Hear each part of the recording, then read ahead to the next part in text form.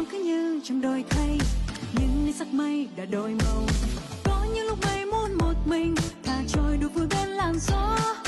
Ai hay nó kia buồn xanh sao, trong theo dáng mây lòng ngậm ngùi. Núi có biết đâu đến lúc một ngày là mây muốn được tự do đi xa. Vì ngày xưa núi hiền nên đêm trong mây lại bay. Nay mây muốn phiêu du cùng gần gió kia.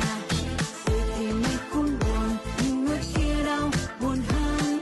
Mây đi rồi có cây chẳng còn nhiên. Mây trôi về nơi xa kia. Mây nói nào hay núi vẫn luôn mong chờ. Anh nói nào hay em vẫn luôn mong chờ. Đến bao giờ giờ là quá xa mờ. Mây trôi về nơi xa kia. Mây nói nào hay núi vẫn luôn mong chờ. Anh nói nào hay em vẫn luôn mong chờ.